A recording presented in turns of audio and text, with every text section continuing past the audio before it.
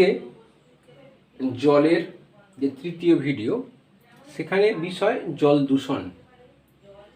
জল দূষণ মানে মূলত সমস্ত ধরনের জল দূষণই বোঝায়, পানীয় জল দূষণ। বিশেষত জল দূষণটা এখানে কাজে লাগছে যে পুকুর, নদী, নালা এদের জল দূষণ। এখন দূষণ অবস্থা কাকে বলবো, দূষণ কাকে বলবো? দূষণ মানে জল দূষণের ক্ষেত্রেই বলি যে জলের যে স্বাভাবিক গুণাবলী সেগুলো যদি বাইরে থেকে কোনোভাবে যুক্ত হয়ে, অন্য কিছু যুক্ত হয়ে, প্রাকৃতিকভাবে মনুষ্য দ্বারা যদি যুক্ত হয়ে, তার যে বিভিন্ন পদার্থের যে অনুপাত, আমরা দেখি জলে বিভিন্ন পদার্থ থাকে, সেই বিভিন্ন পদার্থের যদি অনুপাত বৃদ্ধি পায় এবং সেই বৃদ্ধি পাওয়ার ফলে জলজ প্রাণীদের যদি বাঁচার ক্ষেত্রে অসুবিধা হয় বা অসুবিধা হওয়ার আশঙ্কা থাকে, এটা খুব ইম্পর্টেন্ট। যদি তাদের বাঁচার ক্ষেত্রে অসুবিধা হয় অথবা অসুবিধা হওয়ার আশঙ্কা থাকে, তবে সেই অবস্থাটাকে, জলের সেই অবস্থাটাকে বলবো জল দূষণ। তাহলে আমরা বলতে পারি যে জলের সঙ্গে কোনো অবাঞ্ছিত পদার্থ মিশে যাওয়ার দরুন যদি জলের ভৌত, রাসায়নিক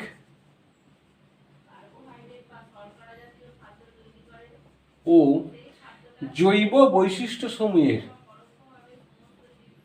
জৈব যে বৈশিষ্ট্য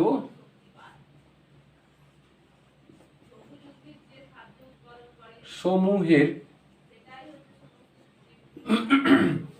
পরিবর্তন হয় এবং তার ভৌত, রাসায়নিক, জৈব বৈশিষ্ট্যের পরিবর্তন হয় এবং সেই পরিবর্তনের জন্য জলজ প্রাণীদের বেঁচে থাকার আশঙ্কা তৈরি হয় বা জীবকুলের ক্ষতির আশঙ্কা হয়, কোনোভাবে ক্ষতিগ্রস্ত হলো, তারা স্বাভাবিক, তাদের বৃদ্ধি হচ্ছে না, সেরকম যদি হয় বা সত্যিকারে যদি হয়েও যায়, তবে সেই অবস্থাটাকে বলবো জল দূষণ। যদি তাদের ক্ষতি হয়ে যায় বা ক্ষতির আশঙ্কা তৈরি হয়, তবে সেই অবস্থাটাকে বলবো জল দূষণ। আমরা এখানে দু ধরনের জল দূষণ পড়ব, পেস্টিসাইডের দ্বারা জল দূষণ আর ডিটারজেন্টের দ্বারা জল দূষণ। ডিটারজেন্ট জলকে দূষিত করে, এটা আমরা জানি, কিন্তু কিভাবে করে সেইটা আমরা একটু দেখব। ডিটারজেন্ট জলকে দূষিত করে, কিভাবে করে সেটা আমরা দেখব। ডিটারজেন্টের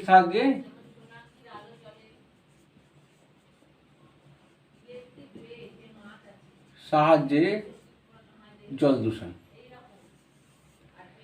ডিটারজেন্টে আমরা জানি পরিষ্কার করার একটা পদার্থ থাকে, তাছাড়া সেটা হচ্ছে সোডিয়ামের একটা অ্যাসিড, স্টিয়ারিক, পামিটিক বা ওলিক অ্যাসিড ডিটারজেন্টে থাকে।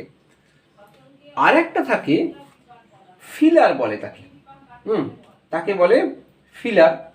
এতে থাকে 20% ময়লা পরিষ্কার করার জন্য পদার্থ, আর 45%, 20% হচ্ছে ওই ময়লা পরিষ্কার করবে, ময়লা পরিষ্কার করার মানে ময়লা দূরীকরণ করার, দূরীকরণ করার। 45% হচ্ছে sodium polyphosphate, sodium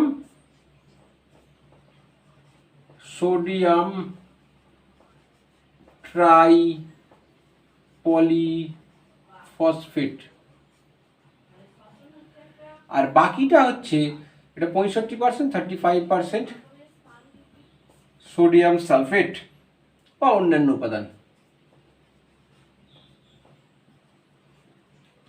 sulphate plus অন্যান্য উপাদান। তা এই যে সোডিয়াম ট্রাইপলিফসফেট, এইটা নষ্ট হয় না। এগুলো ফিলার আসলে বলে, এগুলো ফিলার মানে ওগুলোকে পরিমাণটাকে বাড়ানোর জন্য পদার্থটা ব্যবহার করা হয়। এগুলো সেটা কাপড় জামার ক্ষতি করবে না, অথচ পরিমাণটাকে বাড়াবে, বা হাতের কোনো ক্ষতি করবে না ইত্যাদি। তো সেই ফসফেট জাতীয় যৌগগুলো আমরা যখন ডিটারজেন্ট ব্যবহার করছি সেগুলো জলের সঙ্গে ধুয়ে একদম জলাশয়ে চলে গেল। চলে যাওয়ার ফলে ফসফেট হচ্ছে একটা কিন্তু খুব উদ্ভিদের ভালো নিউট্রিয়েন্ট। সেই নিউট্রিয়েন্টগুলো জলের মধ্যে গিয়ে সবুজ উদ্ভিদ তৈরি করবে। সবুজ উদ্ভিদ মানে শ্যাওলা তৈরি করবে। তোমার মনে হবে শ্যাওলা তৈরি হওয়া তো ভালো, শ্যাওলা তৈরি হলে তো জলজ প্রাণীরা খেতে পাবে, কিন্তু শ্যাওলা যদি বেশি করে তৈরি হয়ে যায় তাহলে সেই শ্যাওলাগুলোরও তো শ্বসন ঘটার জন্য দরকার, শ্বসন ঘটার জন্য অক্সিজেন নেবে। তাছাড়া আর একটা সব থেকে মূল কথা হচ্ছে যে একটা জলাশয়ে যদি বেশি করে শ্যাওলা তৈরি হয়ে যায়, শ্যাওলারা বেশি দিন বাঁচে না। সেই না বাঁচার কারণে শ্যাওলাগুলো মারা গেলে তাদের যে মানে পচন তৈরি হয়, সেই পচানোর জন্য ব্যাকটেরিয়া কাজ করে, সবাত শ্বসনকারী ব্যাকটেরিয়া। সবাত শ্বসনকারী ব্যাকটেরিয়া কী করবে, বেশি করে জন্মাবে ওগুলোকে পচিয়ে গেলে, সেগুলোকে মানে সে মরে গেলে সেগুলো পচিয়ে দেওয়ার জন্য।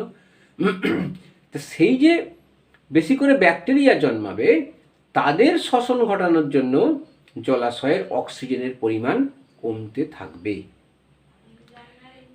এইভাবে জলটা দূষিত হয়।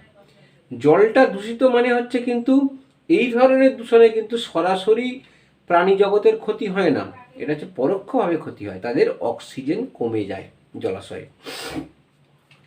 এটা হলো ডিটারজেন্ট। এছাড়া যে পেস্টিসাইড আমরা জানি যে পেস্টিসাইড বিভিন্ন আগাছানাশক ব্যবহার করি আমরা, সেগুলো বৃষ্টির জলে ধুয়ে যায় জলাশয়ে, তাতে কিছু ওই ইনগ্রেডিয়েন্ট থাকে যেগুলো অসুবিধে তৈরি করে। আর হচ্ছে সার জাতীয়, সব থেকে বেশি হয় যে সার জাতীয় যৌগ।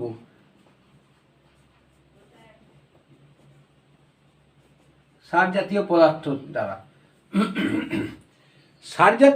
দ্বারা যা দূষণ, সেই দূষণে সার যেহেতু সেটা উদ্ভিদের বৃদ্ধির সহায়ক কোনো একটা পদার্থ, সেইগুলো জলে ধুয়ে যখন জলাশয়ে চলে গেল সেগুলোও গিয়ে ওরকম শ্যাওলা তৈরি করবে।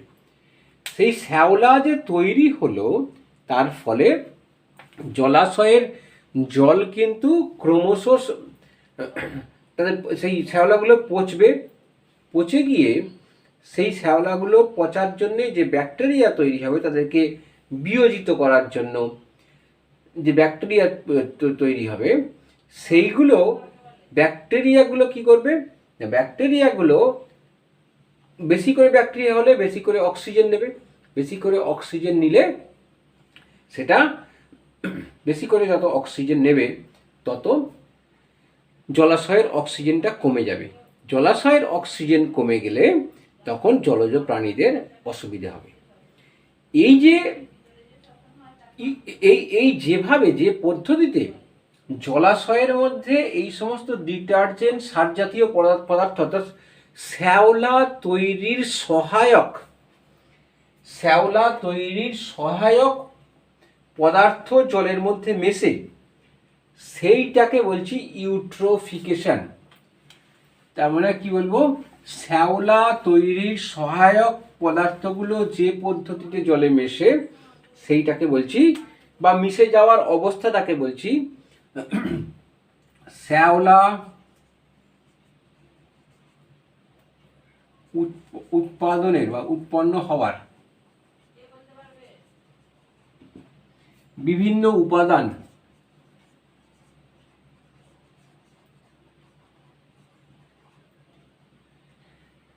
জলে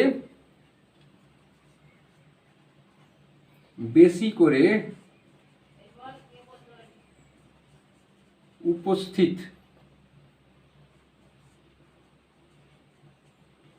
থাকলে সেই অবস্থাকে ইউট্রোফিকেশন বলছি।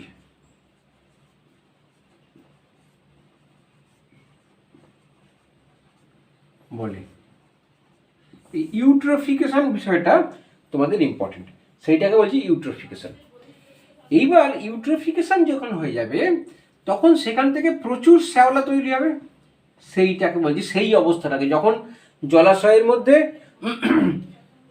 এটা অনেক সময় ইউট্রোফিকেশনটা যে পদ্ধতিও বলে, যে পদ্ধতিতে জলাশয়ে এই সমস্ত নিউট্রিয়েন্টসগুলো মেশে, সেইটাকে বলছি ইউট্রোফিকেশন। আর বা সেই অবস্থাটাকে বলছি ইউট্রোফিকেশন। জলাশয়ে যদি অধিক পরিমাণে নিউট্রিয়েন্ট মিশে থাকে সেটাকে বলছি ইউট্রোফিকেশন। আর এই ইউট্রোফিকেশনের ফলে কি হচ্ছে না, জলাশয়ে শ্যাওলা তৈরির প্রবণতা বাড়ছে। শ্যাওলা তৈরি যদি প্রচুর পরিমাণে হয়ে যায়, জলাশয়ে যদি প্রচুর পরিমাণে শ্যাওলা তৈরি হয়ে যায়, তাহলে সেই অবস্থাটাকে বলবো অ্যালগাল ব্লুম।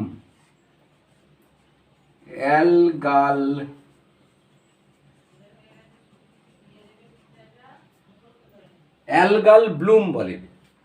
এই অ্যালগাল ব্লুমের জন্য কি হচ্ছে, প্রচুর শ্যাওলা তৈরি হয়ে যাবে। এইবার শ্যাওলাগুলো কি হবে, শ্যাওলাগুলো মারা যাবে।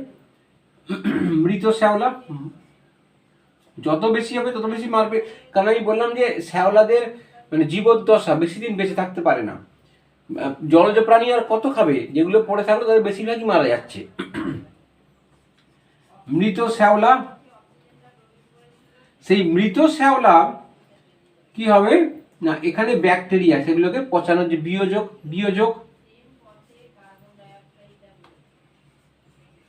বিয়োজক থাকবে, সেই বিয়োজকগুলো কি করবে না, বিয়োজকগুলো বিয়োজিত করবে। বিয়োজিত করলে অর্থাৎ বিয়োজক মানে ব্যাকটেরিয়া, তারা বিয়োজিত করবে বটে, কিন্তু সেটা জলাশয়ের ক্ষতি করে না। ক্ষতি করে বিয়োজকগুলো যখন শ্বসনের জন্য, সেই বিয়োজকগুলো শ্বসন হবে, তার ফলে অক্সিজেন কমবে, অক্সিজেন হ্রাস। এই হচ্ছে চেনটা লিখে নেবে, অক্সিজেন হ্রাস, তার ফলে জলজ প্রাণীর ক্ষতি।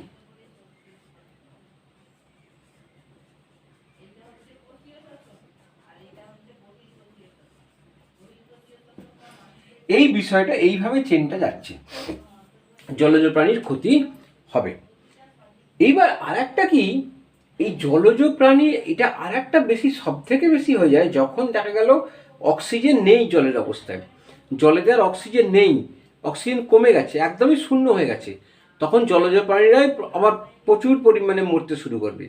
তারাও জৈব পদার্থ, তাদের বিয়োজনের জন্যও বিয়োজক চাই, কিন্তু তখন তো আর জলে মানে কী বলবো অক্সিজেন নেই, তাই তারা হচ্ছে সবাত শ্বসনকারী ব্যাকটেরিয়া তখন তৈরি হবে না, তখন তৈরি হবে অবাত শ্বসনকারী, যাদের অক্সিজেন দরকার নেই, যারা অক্সিজেন ছাড়াই বেঁচে থাকতে পারে। তারা আবার কি করবে, যেহেতু অক্সিজেন নেই, তারা তখন সেই পদার্থগুলো থেকে, অর্থাৎ ওই জৈব পদার্থগুলোকে বিয়োজিত করে কি হবে না, দূষিত গ্যাস তৈরি করবে, মিথেন, হাইড্রোজেন সালফাইড, এরকম দূষিত গ্যাস তৈরি হবে। তার মানে তখন জলাশয়টা তখন আর অক্সিজেনও থাকবে না, এটা একটা বদ্ধ জলাশয়, অর্থাৎ সেখানে কোনো সজীব অস্তিত্ব নেই, সেখানে সবই হচ্ছে মৃত জিনিসের অস্তিত্ব। সেইটা একটা বাজে অবস্থা তৈরি হয়ে যাবে জলাশয়ের। যাই হোক, এইরকম করে তোমরা এইটা করো, অ্যালগাল ব্লুম, মৃত শ্যাওলা, এটা বিয়োজক, এটা হচ্ছে সবাত শ্বসনকারী বিয়োজক। তারপরে শ্বসন, তারপরে তারা শ্বসন ঘটাবে, তাতে অক্সিজেন হ্রাস হবে, জলজ প্রাণীর ক্ষতি হবে। এই গেল মোটামুটি জল দূষণ। এইবার আমরা পড়ব আর্সেনিকের দূষণ।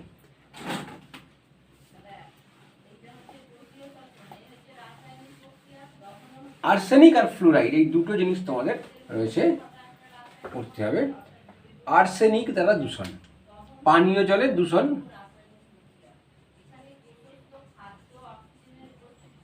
জলের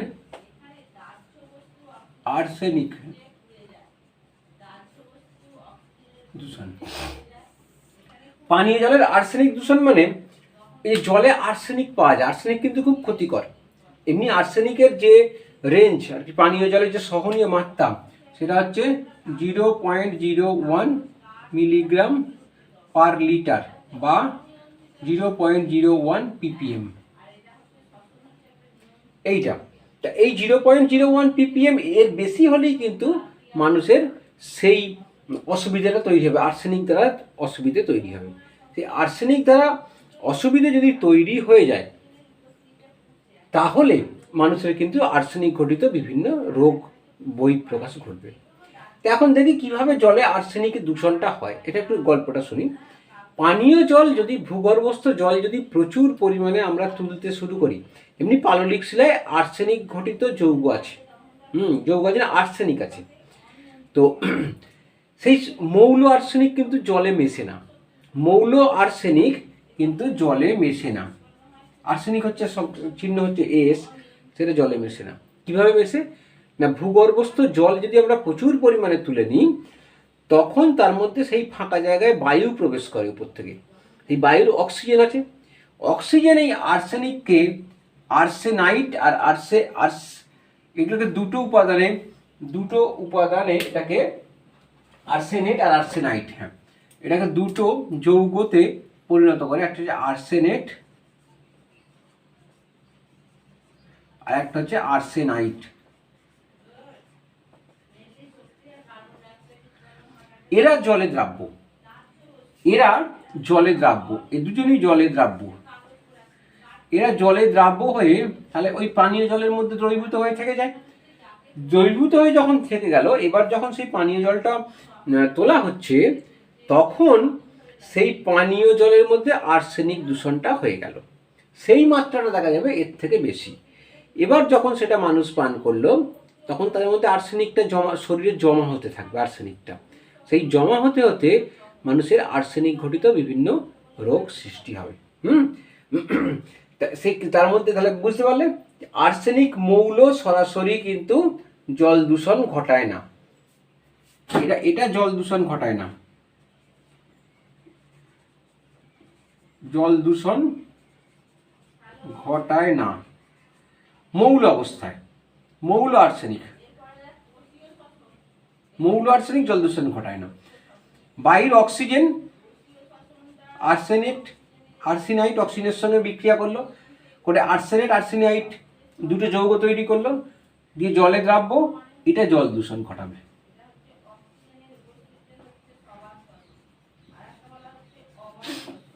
জল দূষণ ঘটায়, ঠিক আছে? এইগুলো একটু পড়ে রাখবে। আচ্ছা, এর ফলে কি কি রোগ হয় সেটা আমরা দেখি। এর ফলে যে রোগগুলো হয় সেটা হচ্ছে মূলত হচ্ছে হাতের চেটো, পায়ের চেটোতে ঘা হয়ে যায়, যেটাকে আমরা বলি ব্ল্যাক ফুট ডিজিজ। কি বলছি? Black foot disease. হাতের চেটো, পায়ের চেটোতে ব্ল্যাক ফুট ডিজিজ। হাতের চেটো, পায়ের চেটোতে ঘা হয়ে যায়, সেটা বলছি ব্ল্যাক ফুট ডিজিজ। এর ফলে কালো কালো ঘা হয়ে যায়। তো আর একটা হচ্ছে লিভারের, যকৃতের ক্যান্সার রোগ ঘটায়, সেটা হচ্ছে cirrhosis of liver. Cirrhosis of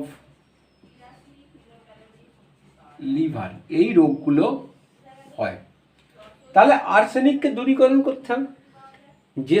যে মানুষের শরীরে আর্সেনিক প্রবেশ করে গেছে, তাকে আর্সেনিক দূরীকরণ করার জন্য কি করতে হবে না, আর্সেনিক মুক্ত জল পান করতে হবে। আর্সেনিক মুক্ত জল পান করতে করতে করতে করতে আর্সেনিকগুলো আস্তে আস্তে শরীর থেকে, আর তো আর্সেনিক ভেতর থেকে এসে জমা হচ্ছে না, তাহলে ভেতরের জমা হওয়া আর্সেনিকটা আস্তে আস্তে ক্রমশ বাইরে বেরিয়ে চলে যাবে। সেটা হচ্ছে আর্সেনিক মুক্ত জল পান করতে হবে। তাহলে এখন আর্সেনিককে তাহলে পানীয় জল থেকে দূরীকরণ করা যাবে কি করে? পানীয় জল থেকে আর্সেনিককে দূরীকরণ করার জন্য একটা পদ্ধতি হচ্ছে রিভার্স অসমোসিস। রিভার্স অসমোসিস, বিপরীত অভিস্রবণ। বিপরীত অভিস্রবণ। দেখবে অনেক ওয়াটার ফিল্টারে লেখা থাকে আরও, সেটা হচ্ছে রিভার্স অসমোসিস বা আরও। এই বিপরীত অভিস্রবণ প্রক্রিয়ায় আর্সেনিককে জল থেকে দূরীকরণ করা যায়। 2 নম্বর হচ্ছে সক্রিয় চারকোল, সক্রিয় অ্যালুমিনা দেবো। অ্যালুমিনা, সক্রিয় অ্যালুমিনার সাহায্যে করা যাবে। সক্রিয় অ্যালুমিনা, যদি মনে করো যে টিউবওয়েলে আর্সেনিক উঠছে, তার মুখে যদি আমি সক্রিয় একটা গামছায় বেঁধে দিয়ে তার মধ্যে থেকে জল আনি, তাহলে সেই সক্রিয় অ্যালুমিনিয়াম কী করবে, আর্সেনিকগুলোকে টেনে নেবে।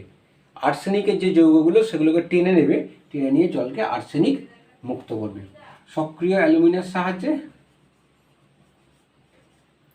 আর 3 নম্বর হচ্ছে ফটকিরির সাহায্যে।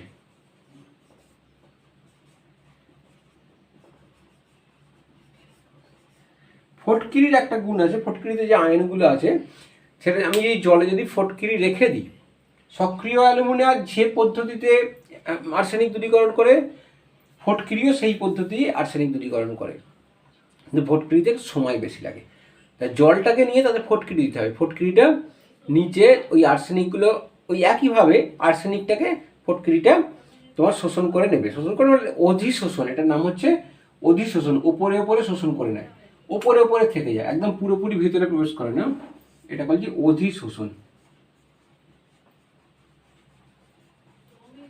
এই অধিশোষণ তাদের হয়। অধিশোষণের সাহায্যে ওটা কি করলো না, ওটাকে নিজের শরীরে আটকে নিল। আটকে নিলে তখন সেটা কিন্তু ওখানে আটকে থাকলো এবং আর্সেনিকটা দূরীভূত হয়ে গেল। তারপরে তাকে ছেঁকে নিলেই আর্সেনিক মুক্ত জল পাওয়া যাবে। এইভাবে পানীয় জলের আর্সেনিক দূরীকরণ করা যাবে।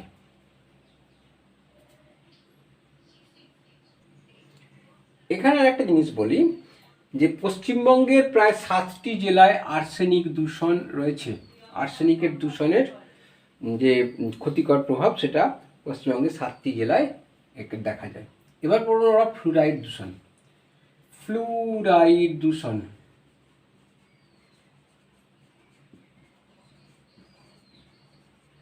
ফ্লুরাইড দূষণ, ফ্লুরাইড মানে হচ্ছে F- এই আয়ন দ্বারা দূষিত হবে আর কি। F- আমাদের কিন্তু দাঁতের এনামেল, হাড়ের গঠনের ক্ষেত্রে ফ্লুরাইড কিন্তু দরকার। দেখবে মাজনে আমাদের পেস্ট যেটা, সেখানে ফ্লুরাইড থাকে, ক্যালসিয়াম ফ্লুরাইড থাকে। তো সেই কিন্তু যদি এই আচ্ছা, যেটা আমাদের মানে ভালো করার মাত্রা সেটা হচ্ছে 1.0 মিলিগ্রাম পার লিটার বা 1 ppm। এই মাত্রাটা থাকলে আমাদের দাঁতের বা হাড়ের গঠনটা ভালো হয়। কিন্তু এর থেকে বেশি হয়ে গেলে তখন কী করে ফ্লুরাইডটা ওই হাড়েতে আছে আমাদের ক্যালসিয়াম ফসফেট, হাড়েতে থাকে ক্যালসিয়াম ফসফেট CH3PO4 উল্টু। সে কী করবে, ওই ক্যালসিয়াম ফ্লুরাইডটা ওখানে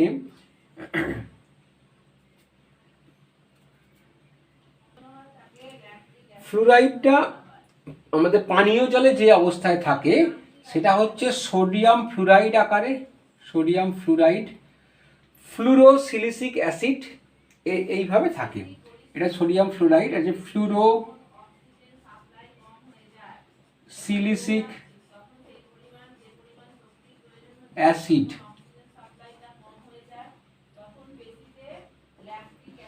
এইভাবে পানীয় জলে ফ্লুরাইডটা থাকে। সেই সোডিয়াম ফ্লুরাইড কী করবে, যে ক্যালসিয়াম ফসফেট আমাদের হাড় আর দাঁতেতে থাকে তার সঙ্গে বিক্রিয়া করে NaF, তার সঙ্গে বিক্রিয়া করে ক্যালসিয়াম CaF2 তৈরি করবে। সেই CaF2 তৈরি হওয়া মানে কি, যদি অতিরিক্ত ফ্লুরাইড থাকে, CaF2 তৈরি হওয়া মানে কি হাড়টাকে ভঙ্গুর করে দিল। তার মানে এটা হাড়কে ভঙ্গুর করে দেয়, হাড় থেকে বেরিয়ে আসছে ক্যালসিয়ামটা, এর ফলে হাড় বা দাঁত ভঙ্গুর হয়ে যায়, ভঙ্গুর হয়ে যায়। এছাড়াও আর একটা হয়, তাহলে হাড়গুলো ভঙ্গুর হয়ে যাচ্ছে, এটাকে ফ্লুরোসিস বলছি। এই রোগটাকে বলে ফ্লুরোসিস, ফ্লুরোসিস হয়। এছাড়াও আর একটা রোগ হয় যেটা বলছি নক নি সিনড্রোম, সেটাকে বলছি আর একটা রোগ হয় প্লাস নক নি, নি মানে হচ্ছে হাঁটু, সিনড্রোম,